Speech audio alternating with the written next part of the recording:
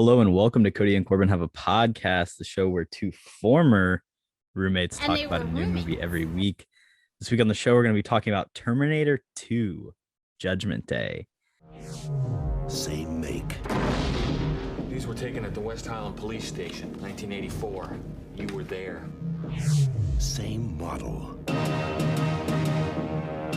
These were taken today. You have to let me see my son. He's in great danger. New mission. Once, he was programmed to destroy the future. You don't know what it's like to try to kill one of these things. Now, his mission Get down. is to protect it. Come with me if you want to live. You're really real. His loyalty is to a child. Who sent you? You did. 35 years from now. And his enemy He's a Terminator like you, right? Not like me. is the deadliest machine ever built. Can it be destroyed? Unknown.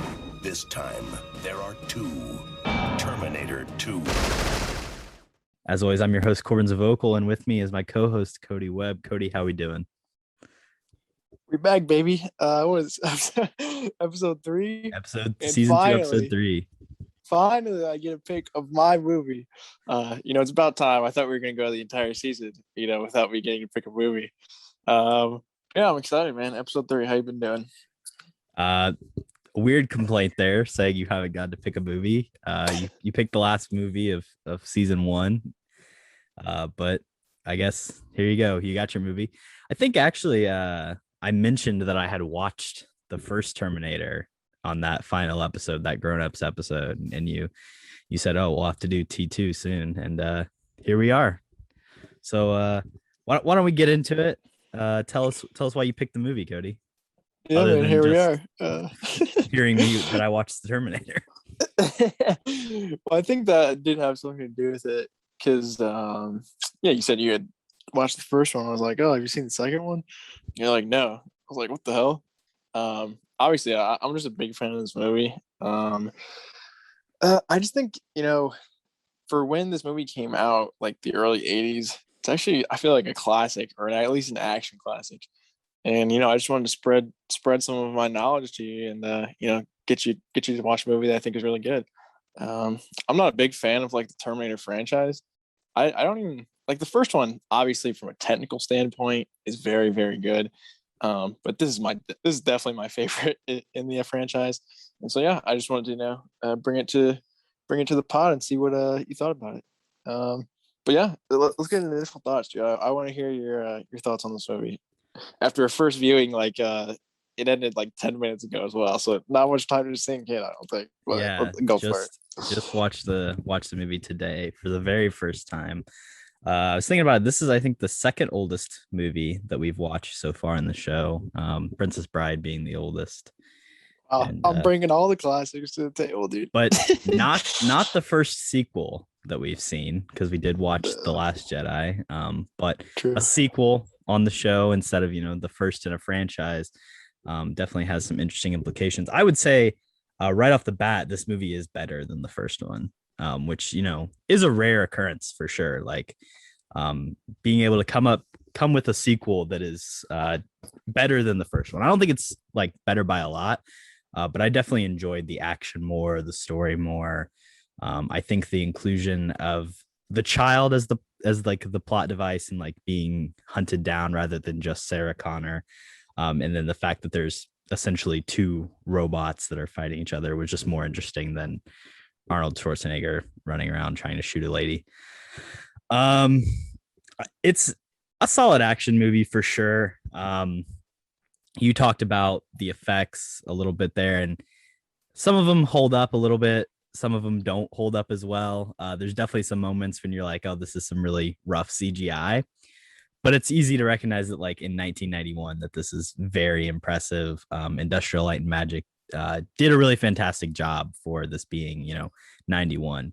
The stuff in this does look better than, a lot of the like 2000s early Star Wars stuff. So I guess that is The comparative prequel, the prequel comparatively CGI is absolutely terrible compared to this. Yeah. comparatively, like this is pretty impressive.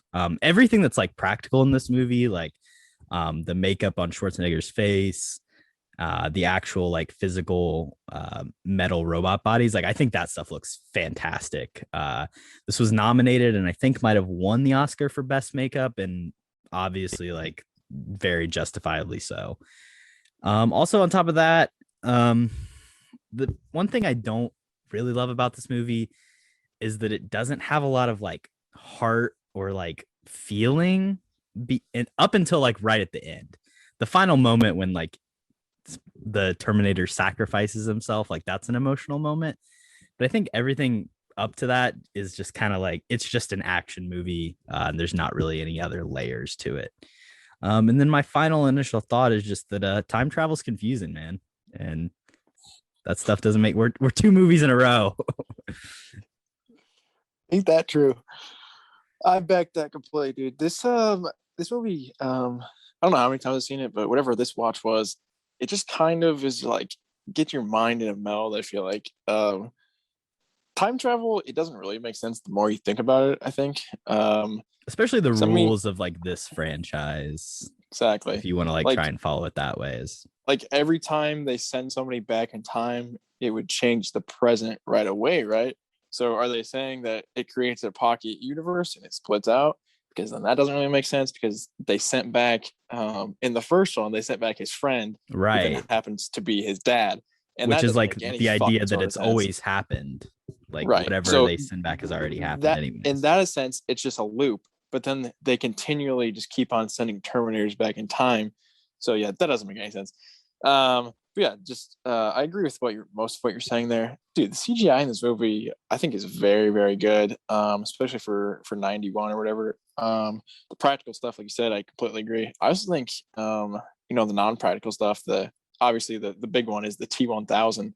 I think he looks damn good. I think that holds up today pretty well.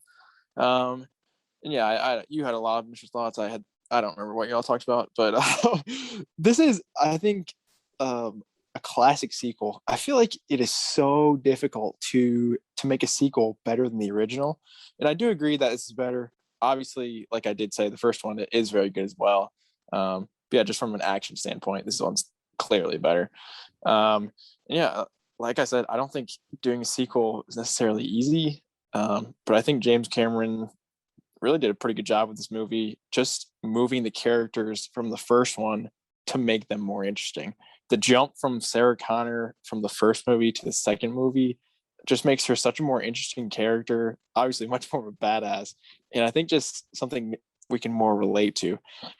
Oh yeah, you were talking about the heart. I was going to say something about that. I do kind of agree. The first hour of this movie is sort of just like John Connor just being shell shocked, which is understandable, but it doesn't leave much time to him to really grasp, the emotions of the situation.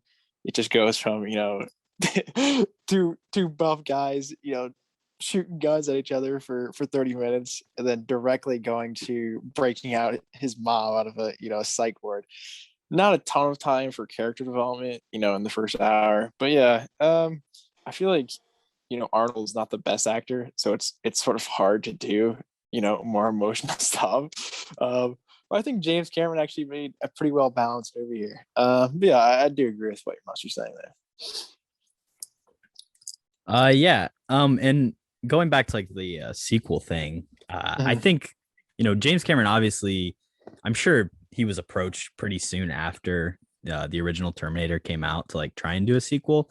But he waited 7 years to make this movie. So it's clear that like thought was put into it, and like they actually wanted to do it the right way instead of just like pumping out another movie.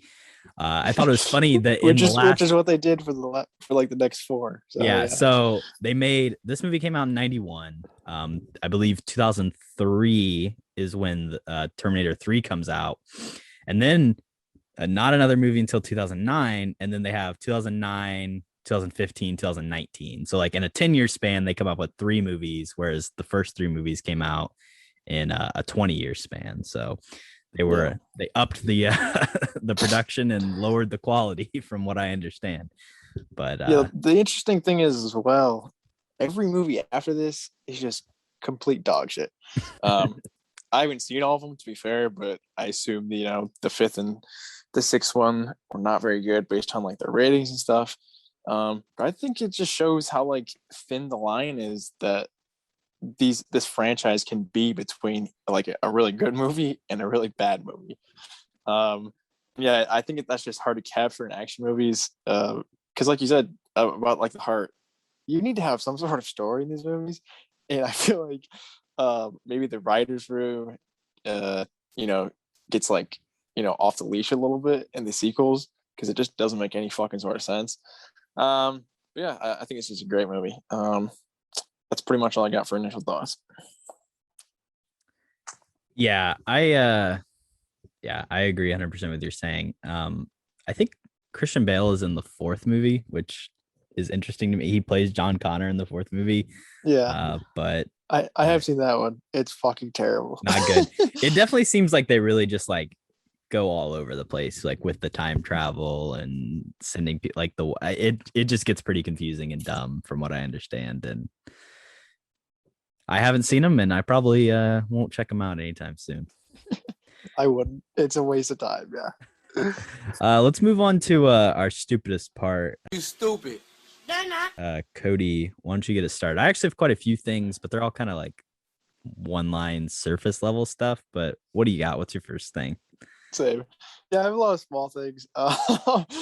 Just some stuff that just doesn't make sense to me in my head when I'm watching the movie. So yeah, the beginning chase scene where John Connor's on his little dirt bike, and Michael Patrick, the cop, he's in a big ass semi, and he can't seem to catch him, even though he's on this little dirt bike.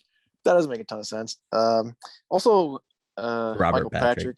Robert Patrick. Oh, is it really Robert Patrick? Yeah.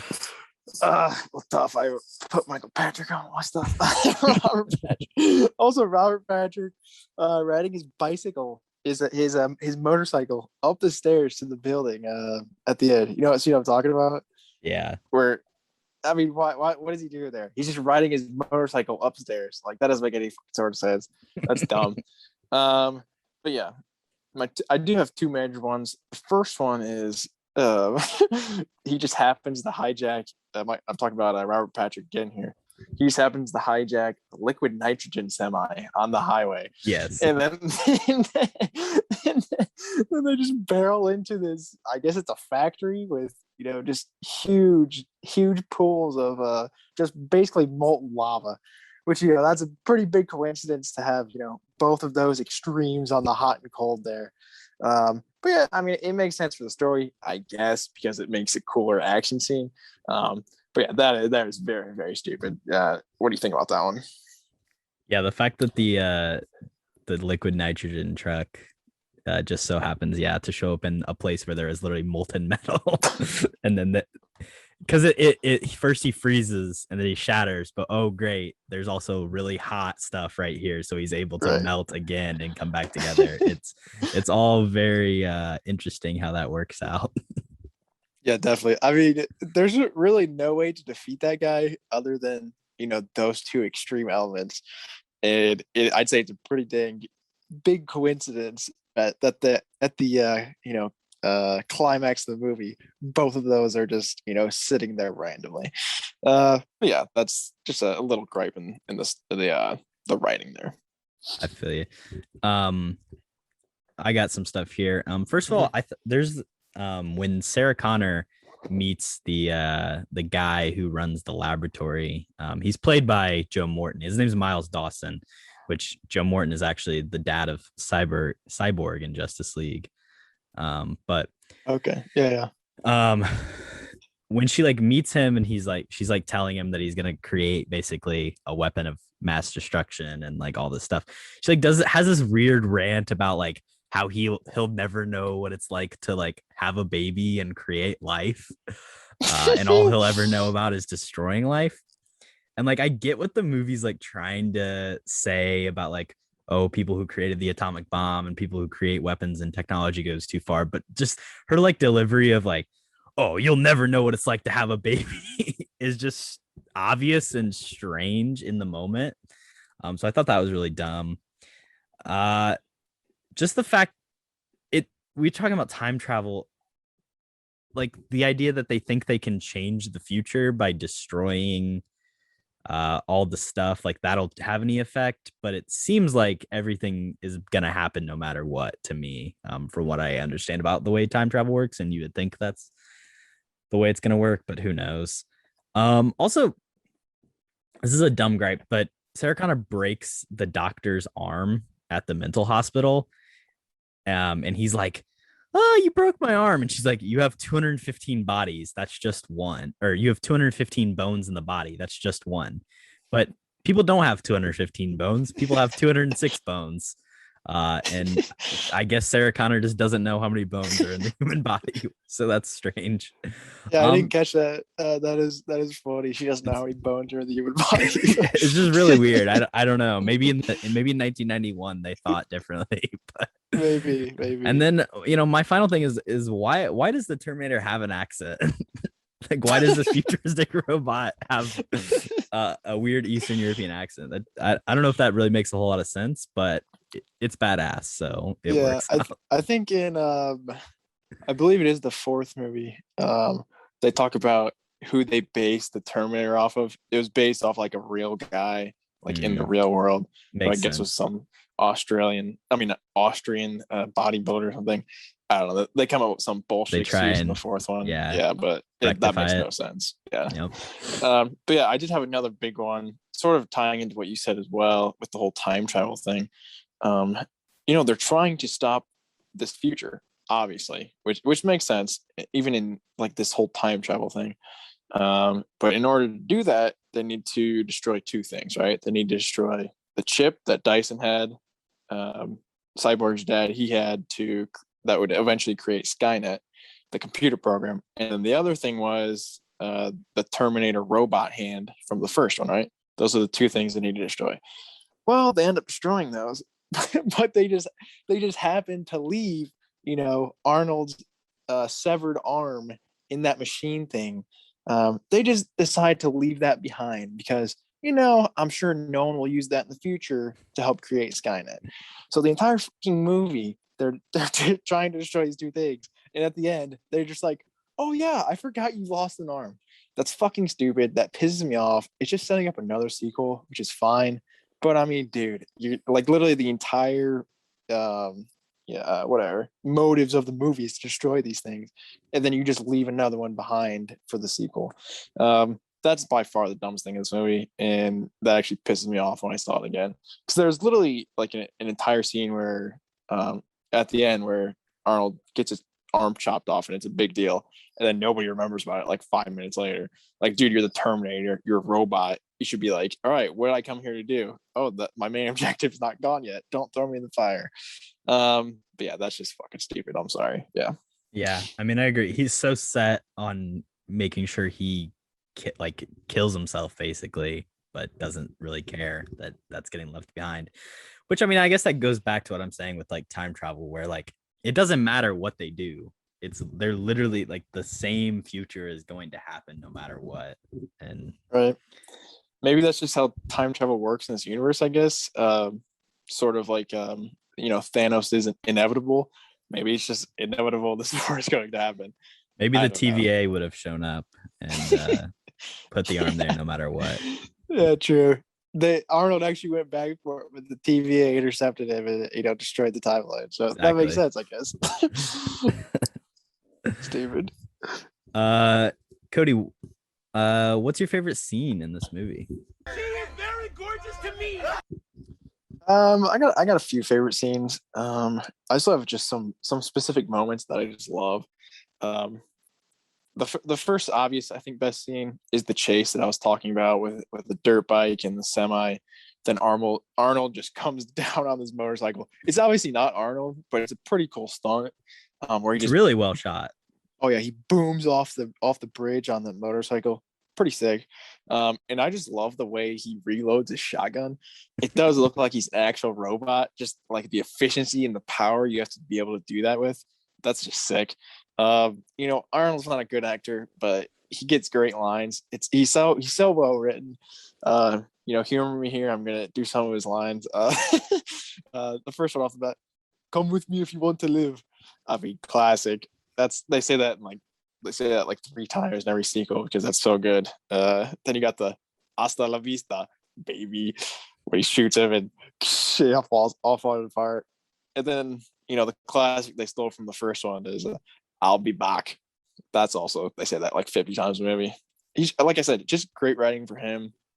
And then but the one that I was split on between the best scenes was the chase and then the breakout scene of Sarah Connor. I think is also very well done. I think the CGI on the T-1000 is really at its peak there. When he goes through, the prison bars or whatever, and then his gun gets stuck. I think that's the best CGI in the movie by far. And just that whole sequence, I think, is actually very well done. What are your picks for favorite scene? Well, real quick, talking about CGI again, I think like the CGI almost gets better throughout the film. Like when you first see it, it's like maybe you just get more used to it. But when you first see it, it's like that's kind of jarring, and then it's really good in the mental hospital. I actually think it's the best when they're at the sawmill at the end, and like the bright orange light is like reflecting off the metallic body, and I think it looks really good there. But funnily enough, those are the two of the 3 scenes I wrote down are the 2 you brought up. So that first, the bike chase scene, I just love like how well it's shot, them driving around. There's a lot of like clearly a camera on another car like behind following. Just a really great action sequence, chase sequence. Really awesome. And then the other one, the mental hospital escape. I think that does a really good job of just showing how much of a badass Sarah Connor is. And like Sarah Connor's a really great, strong female character. And she's like just beating the shit out of all these dudes at this mental hospital as she escapes, which I just love. And then the other scene, which is just kind of a minor one, is like when John Connor is teaching the Terminator like the lingo, or like he's like, "No, you don't say affirmative, say no problemo." And then he's like, "If you want someone to step off, say hasta la vista, baby." And he's just telling him like, and then the way that ends up tying into the end of the movie, I really enjoy that one. And I think it's just a good interaction between Eddie Furlong and Arnold Schwarzenegger there. Eddie, yeah, no, I agree with that. I think that's the best from Eddie Furlong in this movie. Just his relationship with Arnold, I think, was pretty genuine. And yeah, I do love how he talks about him learning new stuff from humans, and that's the biggest thing he picks up on is is John Connor giving him all these dumb catchphrases. So yeah, I like those picks. If we have to pick one, what do we say is the best scene though? Which one is your favorite out of this? I feel like the bike chase might be the best one. Just pure action. I think it's just such great stunt work as well. I agree with that. It's the most impressive to me. And I think it's like it's all in broad daylight, like on the streets of I think it's LA, right? Or somewhere in California. Yeah. And I think that's just a lot harder to do than just like a closed setting of like, oh, we're in a mental hospital and stuff's gonna like there's gonna be action. But to me, the chase is a lot more impressive. Definitely. Let's move on to who can act. Wow. I'll get us started in this category. Go for it. So it's funny, we've been talking about how bad of an actor Arnold Schwarzenegger is, and I agree 100%. He's not a good actor, but he's really good for this character. It is the perfect character for him, because he doesn't need to have a lot of emotion. He doesn't need to be super relatable and human-like and have a large range. He's literally playing a robot. So he can speak monotone. He can have the same expression. All he needs to do is look like a jack dude shooting a shotgun. And you know what? He does it. He delivers the hasta la vista line perfectly. And that's all you need out of Arnold Schwarzenegger in this role. So I'm going to say he can act in this movie. This franchise exclusively. That's a bold statement. You took a lot of the words out of my mouth that I was going to say. But yeah, that's still a pretty bold statement, I would say. I have a couple picks for this. I think the obvious one is Linda Hamilton. Just her shift from the first one to the sequel, I think is pretty grand. And the way that she just goes about it, obviously I think she had to, train pretty hard for this. We weren't in the age of, superhero movies yet where people can just get jacked in like 3 months off of roids and stuff. Yeah, the scene where she's like in the mental hospital, like doing pull-ups, you're like, whoa. Oh yeah. Like, who the hell is this? She's just like this scared, helpless lady in the first fight, and now she's kicking some serious ass in this one, which I love.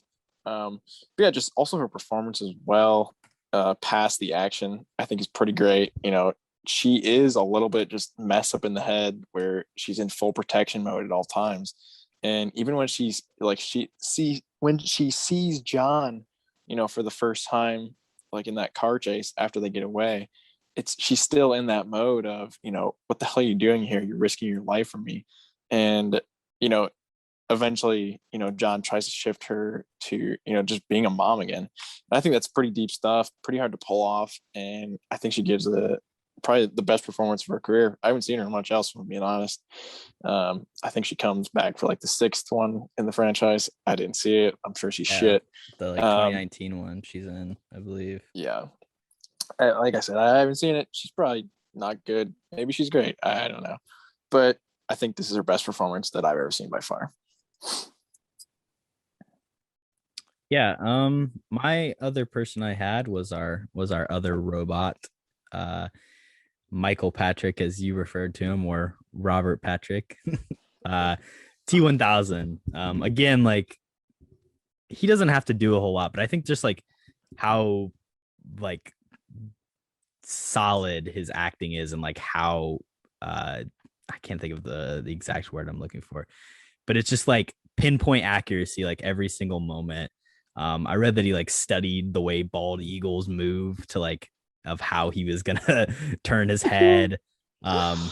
He's being a bald eagle in this movie. He also like did some crazy training where he would like run and only breathe through his nose, so that like when he would run in this movie, he could not appear winded. Which I thought was really interesting. Like, he just really dedicated to this role, and he looks like he's just this like killing machine throughout it. Oh yeah, he definitely looks like a robot when he's running. I didn't even think about that. That's a good point. But yeah, he was also my second pick for who can act as well. I did actually put down Robert this time. So yeah, I don't know. Maybe it's a typo or autocorrect. But yeah, I agree with what you're saying. Just a menacing, just honestly genuinely scary villain where he doesn't show any emotion at all during the entire movie. He's literally just there for one reason. And, that's to kill this little kid. And yeah, I mean, the CGI on him, I think, does make his performance a little bit easier, because he doesn't have a ton of facial, emotion to show. It's just more of like that resting face of, I'm going to kill this kid. Yeah, again, with Linda Hamilton, I don't think I've seen this guy in much after this. It's kind of tough because I think he's very, very good. But yeah, Robert Patrick, yeah. Maybe if you were in more things, I would know your first name, but that's just how it goes sometimes, I guess. I've seen him in something, because like when I saw his face in this, I was like, he looks really familiar, but I honestly have no idea what it could be that I know him from. But I don't know what I'll do. I'll look it up if you want. No, it's good. You want to move on to our who can't act in this movie? Yeah, let's go for it. I will definitely start. Yeah, my first pick, hate to say it, but I'm gonna throw Arnold under the bus here. He's just not a good actor, straight up. I mean, like you were saying, I was gonna say the exact same thing. Basically, this is a perfect role for him, because when he's talking like normally, he just sounds like a robot. So yeah, this is obviously great casting and the perfect role for him. But I mean, in general, I would say he definitely can't act. Just, some of the dialogue comes out a little bit cheesy still in this movie. I do still like him in this movie. The thing about it is there's not a ton of actors that you can really choose from here, unless you just want to go like extremely niche from like one scene. But I'd say in general, he is the worst actor in this movie. Not that he's bad at all in this movie. I just think he can't act straight up. That's fair. I mean, yeah, he can't act at all, but this is the perfect role for him. He's not terrible in this movie, but yeah. I'm an idiot. Yeah, Robert Patrick is actually in The Sopranos. Not like as a main character, but he's literally in the episode that I was watching today. He like plays a character in the middle part of season 2. Really? So yeah, That's he plays this like guy who owes Tony Soprano money, and he's like the father of one of his daughter's friends. But so yeah, that's where I know him. I was like, I swear I've seen this dude before, and it was literally earlier today. I agree with what you were saying also, where there's not really like a singular person that I want to pick for this, or like maybe there's one or two scenes that aren't great. I don't really have anyone. I don't think Mr. Whatever his name is, Dyson Boy, he's just kind of okay in this. He doesn't really have a whole lot to do, but yeah, just not a huge fan of his performance, but not even anything specific that I can pinpoint about it. Wow, dude. Also, letting everybody off the hook. The psych doctor, when he does break his arm, is a little is not very good. Oh, you broke my arm. Yeah, I was just thinking of him right now. I didn't put him down, but that guy's not great. We probably could have pictured that guy's lines a little more. His name is Dr. Silverman. He's played by Earl Bowen. Earl. Come on, Earl. Earl's yeah, I did also put down for this the old introducing Eddie Furlong. He's also pretty good in this, but there are a few like lines and scenes I'm like, all right, I think you're trying a little bit too hard here, kid. Obviously he's like, I don't know, 12 for this role. He's pretty good. I just think it's nothing special. Kind of not believable at times, like I was saying. And again, after this and American History X, which I actually think is very good, he kind of just fell off the map. I think he had probably a bunch of personal stuff going on. Obviously, kid in Hollywood, it's not easy. A lot of people obviously have issues going on. Does not look great now. If you look up what he looks like now, it's I have seen recent pictures of him. Hasn't aged, the best. I probably haven't either, so I shouldn't talk crap. But yeah, I would say he's actually a little spotty in the movie at times. Yeah, I think he was maybe in the most recent one, but I don't know like how much or. Oh, really? Yeah, that'd be cool actually. There's been so many different people that have played John Connor across these movies, because there's a different one in the third movie. The Christian Bale plays him at one point. Yeah, there's a lot of John Connor actors out there. Oh, what's that one guy's name? Who? There was one of the movies where they showed in the trailer he was the Terminator. Shit, dude, I know the actor's name. I can't fucking remember. That's tough. Yeah, dude. I mean, the pool of actors who have played John Connor is about as big as they can get at this point, I think. Yeah. I mean, I might get cast in a new one. I don't know if they're just throwing anybody in that role. Well, speaking of doing some casting and maybe making some changes, let's move on to the recast. You're fired. You're fired. You're fired. You're fired. Maybe you can pick a new John Connor here. Kody, what are you thinking? What do you want to change around about this movie? You know what, dude? You know me too well, because my first pick, we're getting Eddie out of here. Like I said, pretty good for a kid. But you know who is a better kid actor than is it the kid from The Princess Bride? Eddie Furlong. No, it's not. It's not the kid from The Princess Bride. It's actually a young Leonardo DiCaprio. Oh, your boy. Yeah. Hey, all right. Specifically for you, I want the who's eating Gilbert Grape, Leo, in this movie. I think he just adds a little bit more emotional depth to the character. Sort of what you were saying, add a little bit of heart to this movie. Get a kid who can, start crying when he sees his mom, blah, blah, blah, all that crap. And yeah, I mean, it's young Leo. You're not going to say no to young Leo in many of these roles. And I think he actually fits it pretty well. So yeah, that's my first pick. I think I actually, killed the picks this week. Yeah, what do you think about that?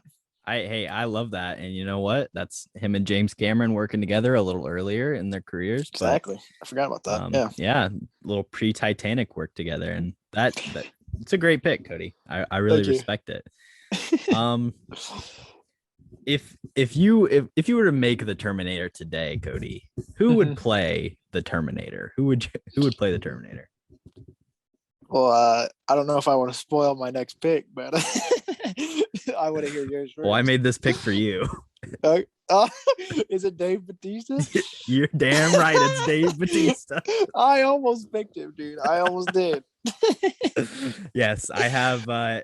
We're gonna start the franchise over. New Terminator. It's gonna be Dave Bautista. You know, The Rock maybe would get thrown around. Maybe John Cena. You know, some wrestlers, some big dudes, but John Cena. none of them. They can't do what Dave Bautista can do. That's a serious actor right there. I think he probably is a lot better of an actor than Arnold Schwarzenegger.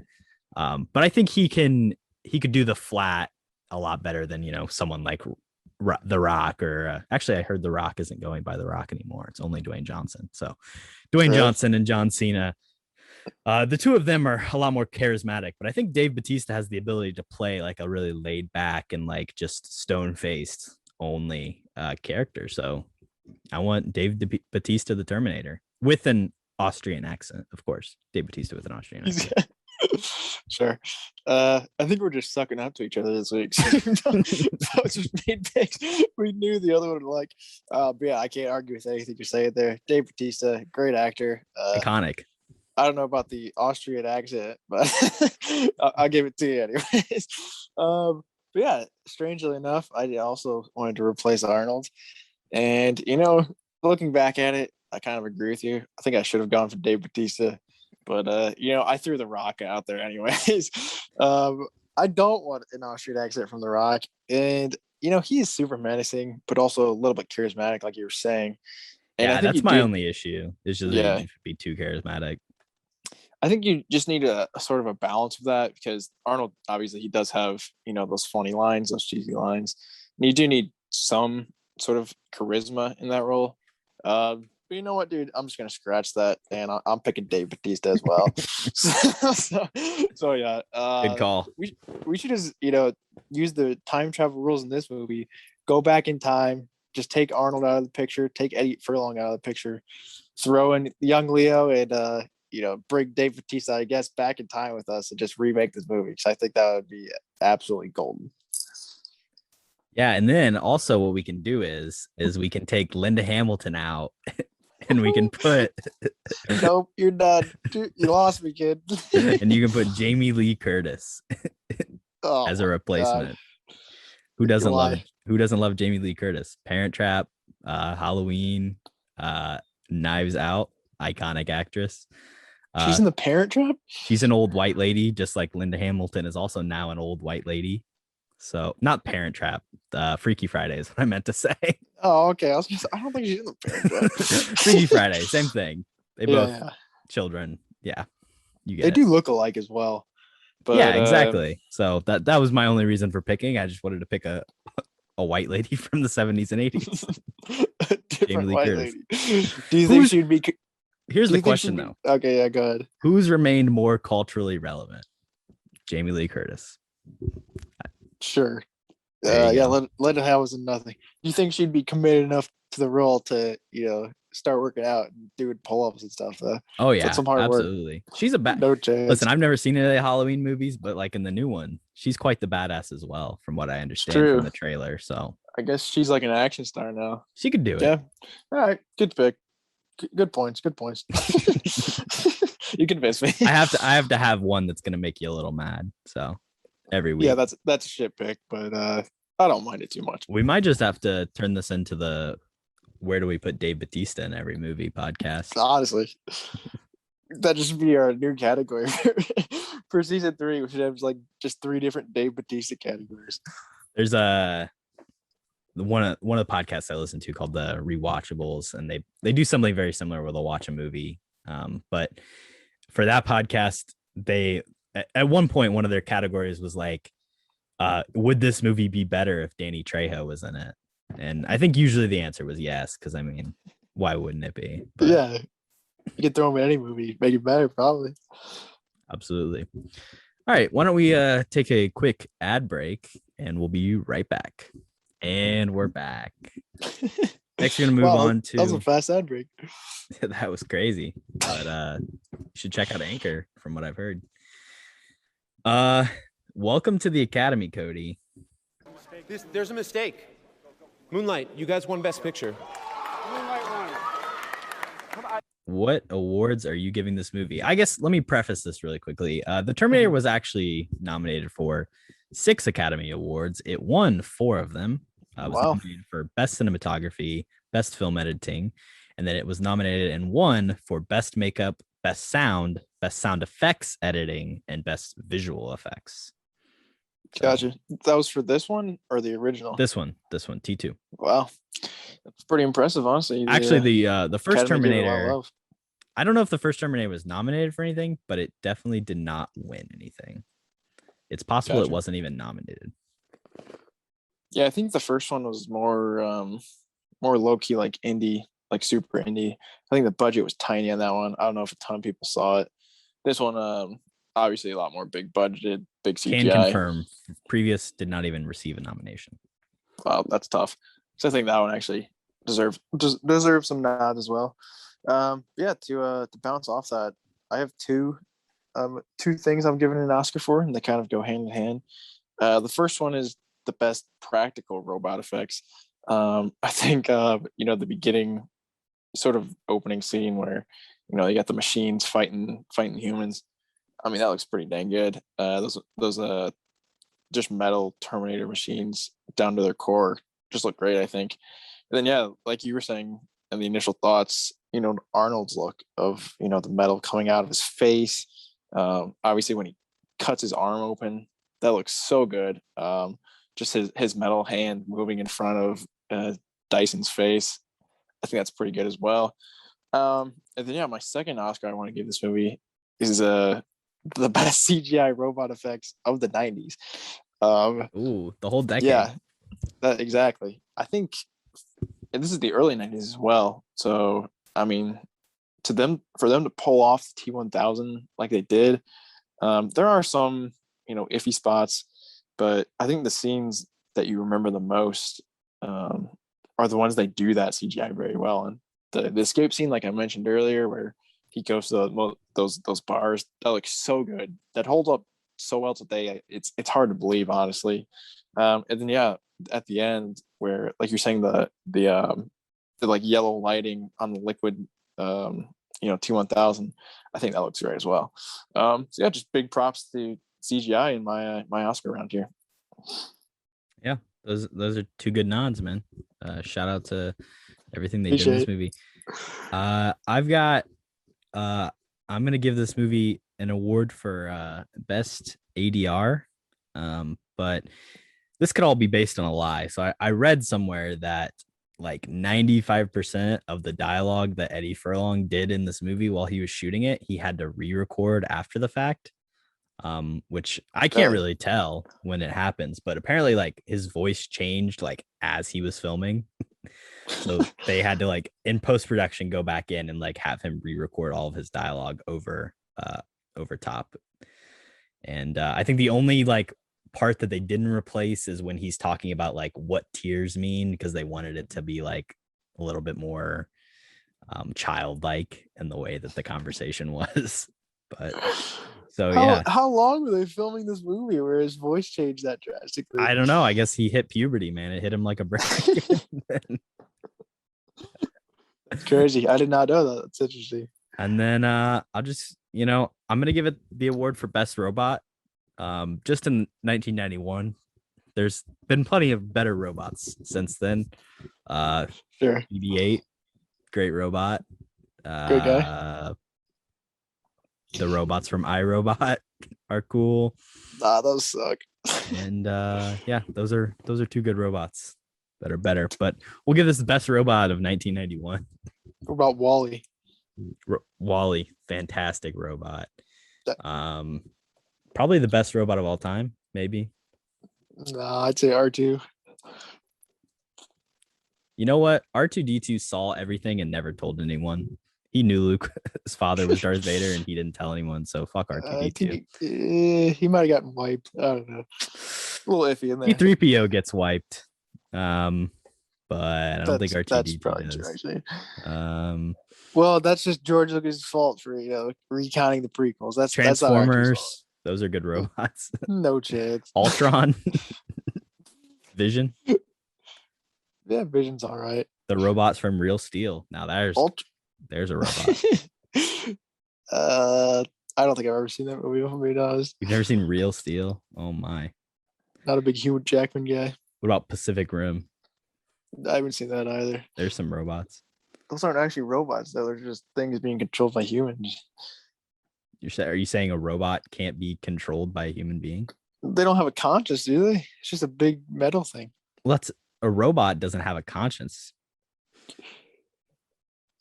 Yeah, you might have gotten me there, but most of those robots you're talking about do have a conscience. What about RoboCop? Yeah, he's cool. I like him. All Good right, guy. let's move on. I don't even know what we're talking about. Best Robot, 1991. Yeah. Okay, you got any more Oscar picks? That's it. That's all I got. Yeah, I don't know either. This movie Good picks. won some real ones, so they don't need any love from us. Exactly. This category is better for the underappreciated movie. I agree. We'll move on to our movie detail trivia. Naked grandma. Naked, huh? I think I got two pretty good questions here. How many questions you got? Hey, I do have two, but one of them's kind of a gimme. Okay. So yeah, I'll just start off with. We'll get started with the easy one. Yeah. Yeah. So this one doesn't have multiple choice because it's very easy, and we were kind of talking about it earlier. Yeah, how many Terminator movies have actually been made and produced and released? I believe 6 movies is the answer. Yeah, that is correct. So let's see if I can name them all. Oh, I don't actually. The third one is Rise of the Machines. Yes. And then there's there's Genesis and Dark Fate. Yeah. I don't know what the fourth one is called. I don't remember the fourth one's called either. I think it's just one word. Might be Salvation. Yeah, that's it. I think the best title there is probably, the sixth. I mean, outside of the first two is the last one. I think Dark Fate is a great title. And they waited 6 movies to use that. Genesis is by far the worst. They didn't even spell it right. They put a Y in it for some reason.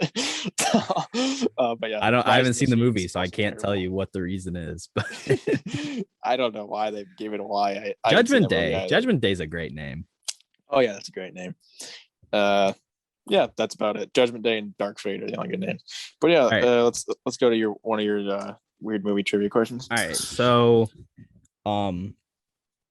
Arnold Schwarzenegger had a salary for this movie. I'm not going to tell you what it is because I don't want you doing any crazy math in your head. Okay. He had a salary of blank $1 million. Okay. Sure. In the movie, he says 700 words total.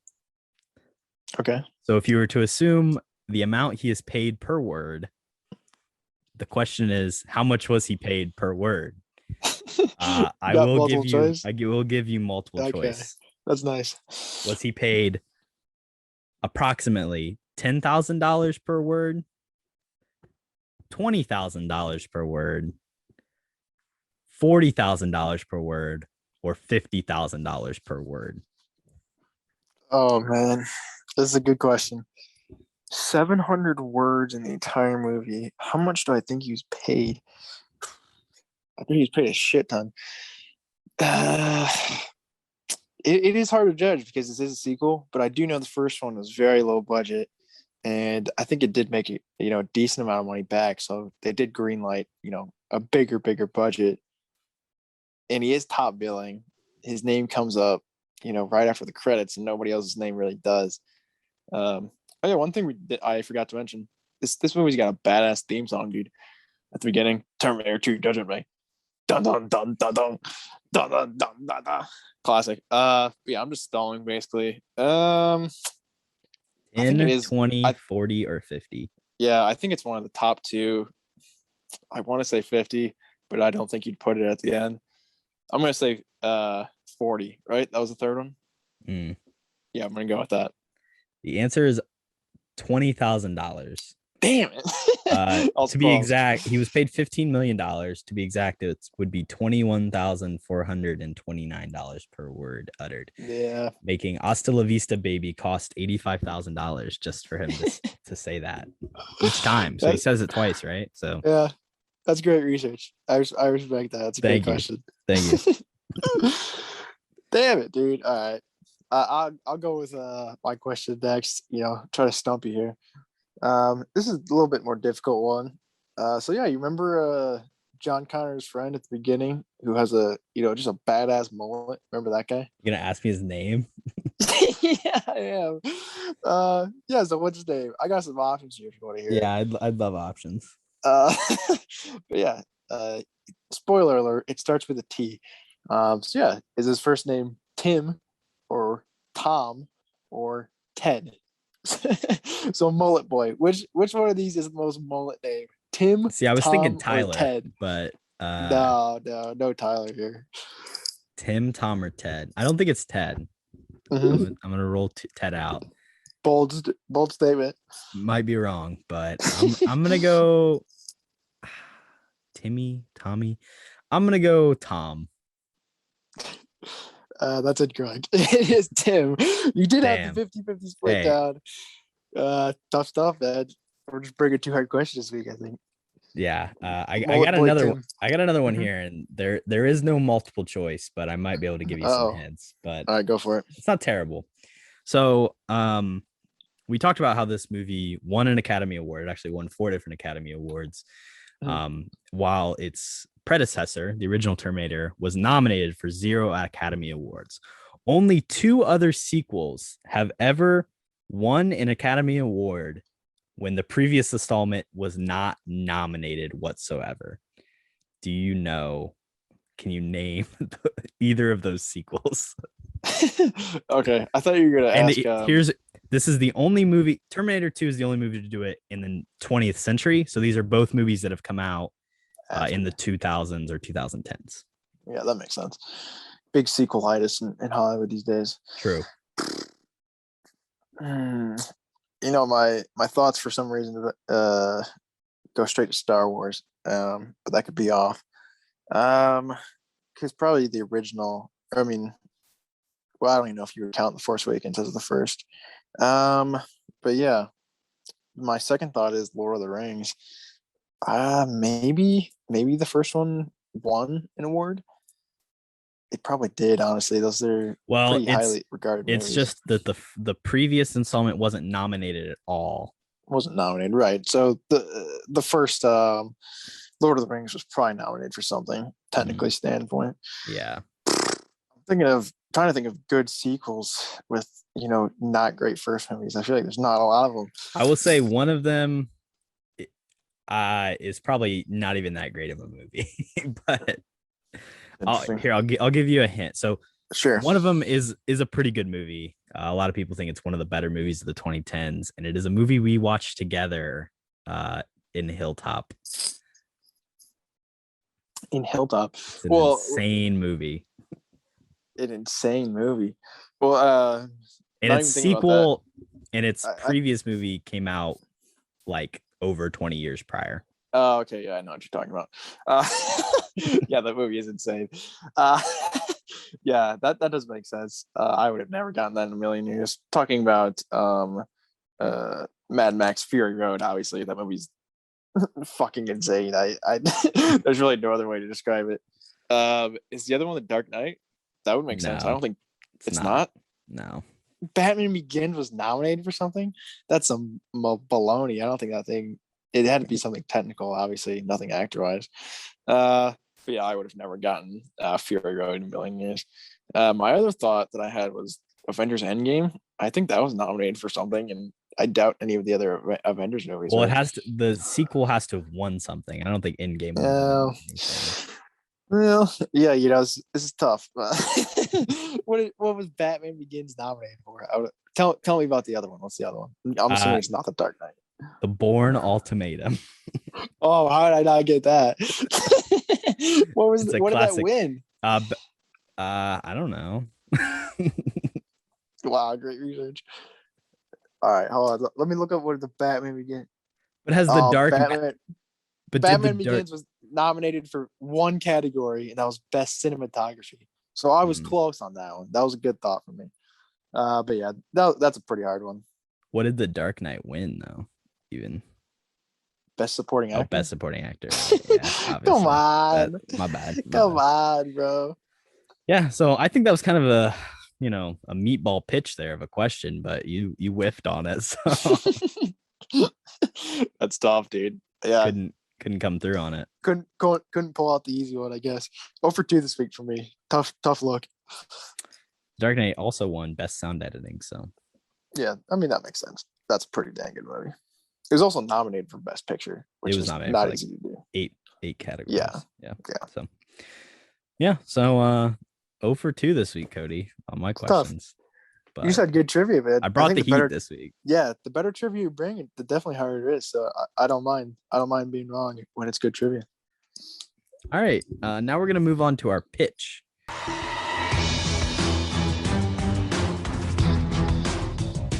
Kody, pitch me.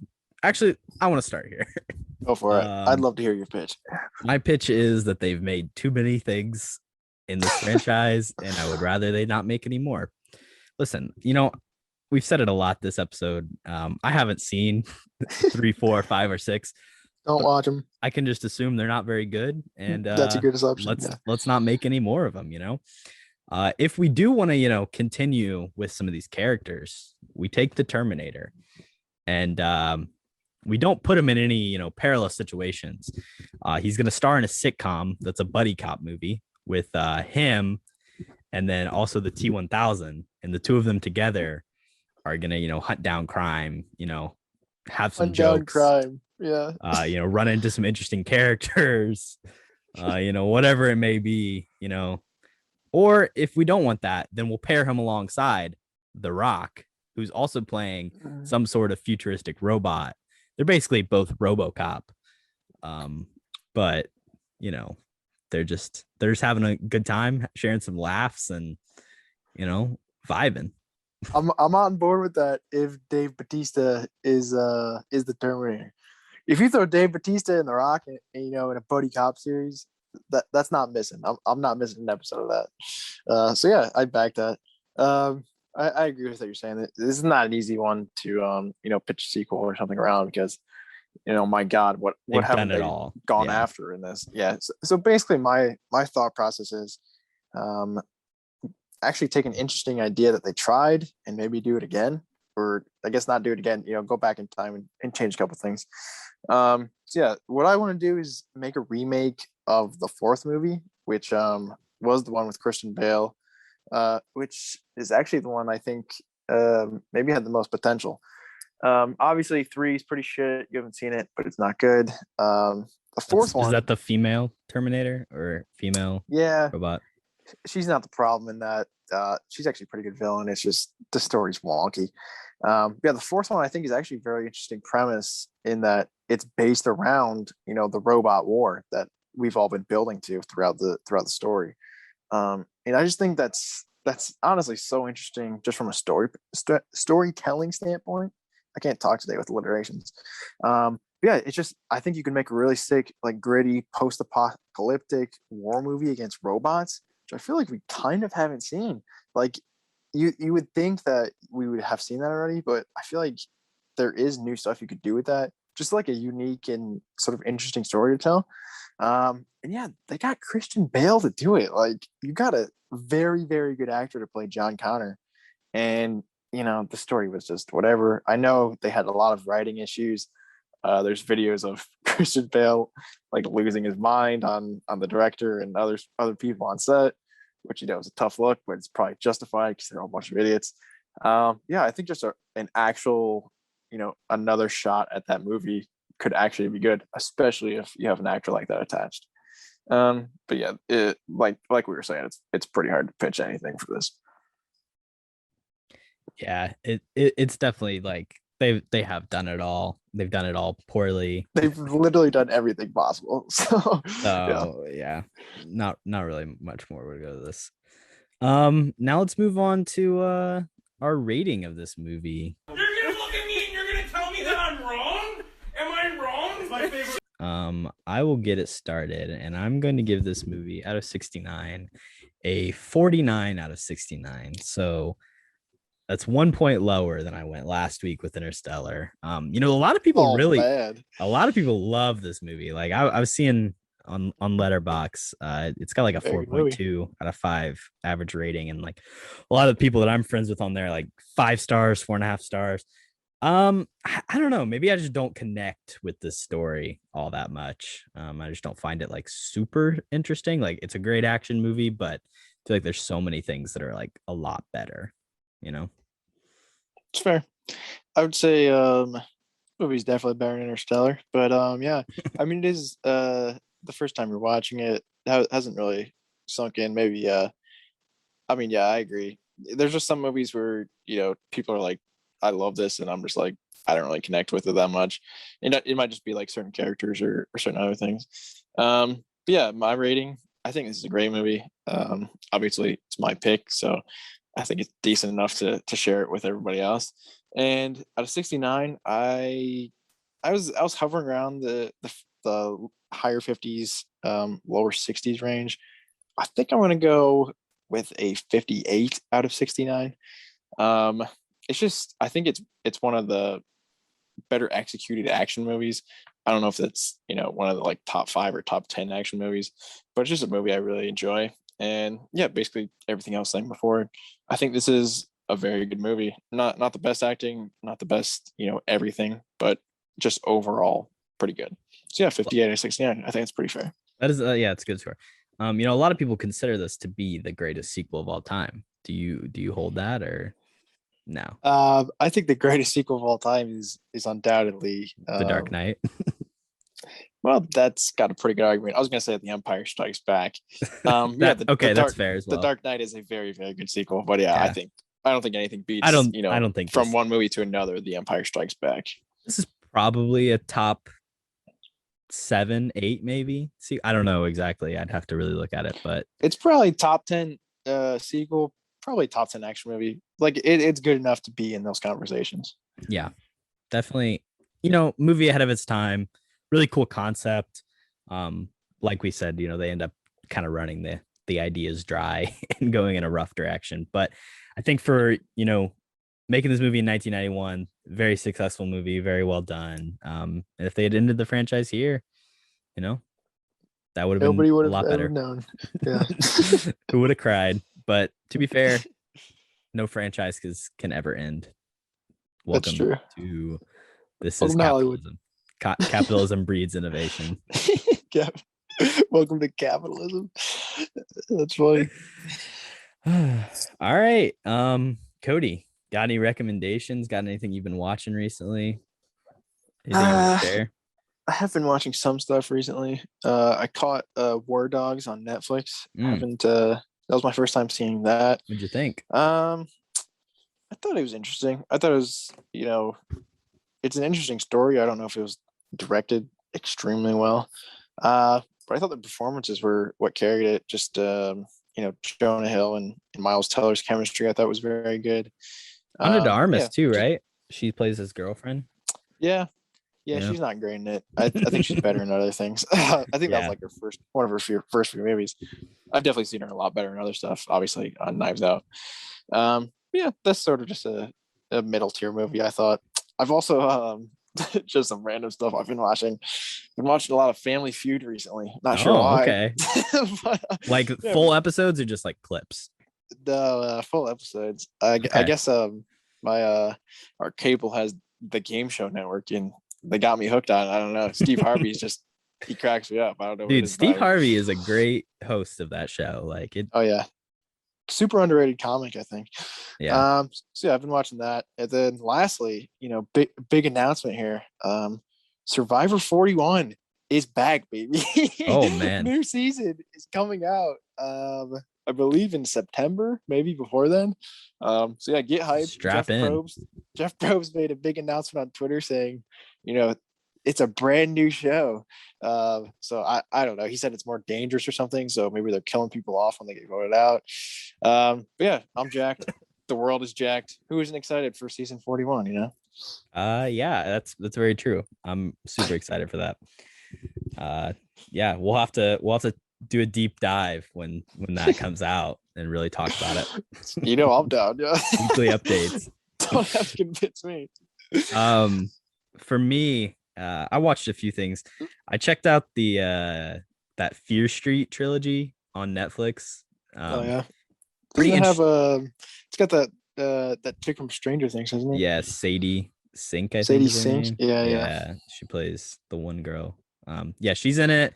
The other girl from Stranger Things, Maya Hawke, Ethan Hawke and Uma Thurman's daughter, is in it. Mm-hmm. Well, she's in the first one and she dies in the first 10 minutes, but well, spoiler alert, dude.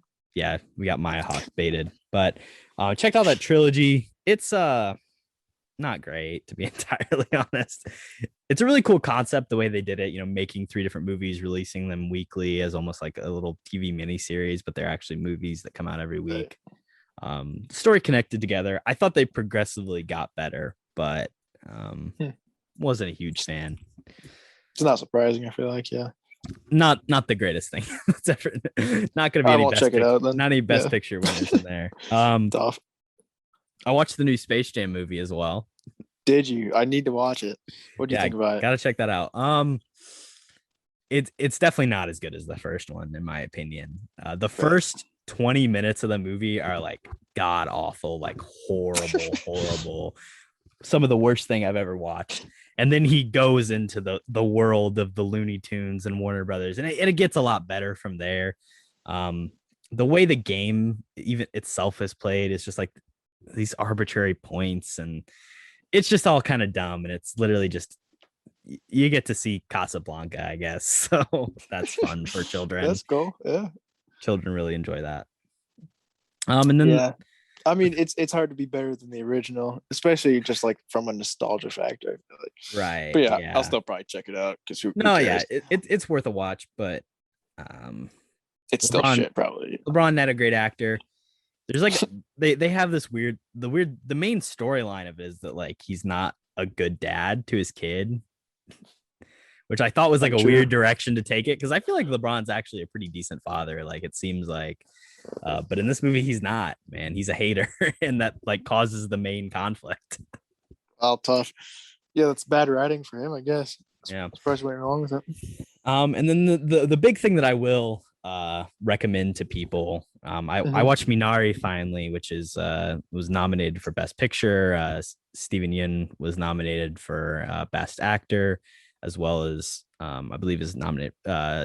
Lee Isaac Chung was nominated for Best Director, and then the woman, I can't remember her name, she plays the grandma in the movie, and she actually won Best Supporting Actress for her performance in this movie. And honestly, like a really great heartfelt movie, just about like, you know, a little bit the American dream, a family, a Korean family growing up in like middle America in the 80s. Just a really beautiful story. So I would definitely recommend it for anybody to check out. Really enjoyed it. So definitely big Steven Yeun guy.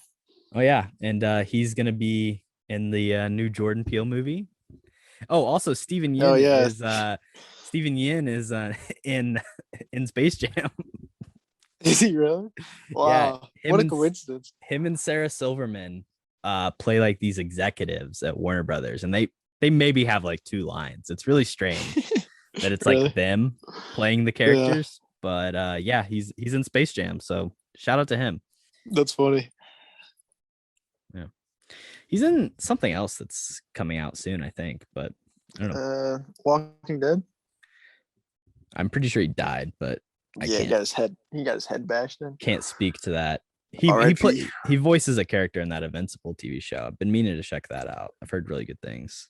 Yeah, I haven't seen it either. I should probably watch it. Yeah.